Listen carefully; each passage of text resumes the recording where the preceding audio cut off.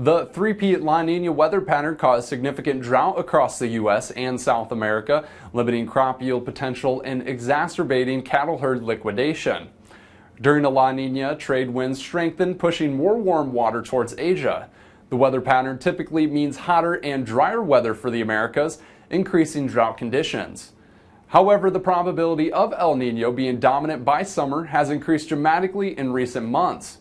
Weakening trade winds in the Pacific Ocean pushed warmer water east towards the west coast of the Americas. That made El Niño's reemergence more apparent over the last couple of months.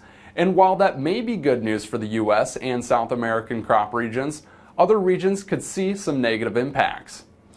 China ended the 2022 growing season with favorable crop yields, with the USDA projecting a record-shattering 68.7 billion metric tons of grain produced. The multi-year increases were primarily due to increased rainfall that is typical for the country during a La Niña cycle.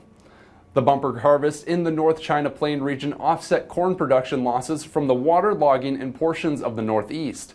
However, expectations of a rapid shift from the current La Niña to the El Niño cycle could increase dry conditions and halt improving yields. According to climate researchers, analysis shows that over the long term, La Niña events tend to have a net positive impacts on grain productivity in China compared to the effects of the El Niño events. During El Niño, precipitation patterns trend drier for the main corn production regions during the summer. Australia is facing similar concerns. During a La Niña, the country typically receives ample moisture, aiding crop production, but weather models point towards an end to the current climate conditions to a shift in oceanic temperature patterns, which could put Australia's record harvests on hold. Eric Snodgrass, principal atmospheric scientist with Nutrient Ag Solutions, says Australia cares more than most about the shift. The Australians are always on the receiving end of a La Niña, and they're who the moisture is stolen from during an El Niño. So they care. I think more than anybody else in the world, the Australians care. Snodgrass says Australia's Bureau of Meteorology tends to be more aggressive in El Niño and southern oscillation predictions.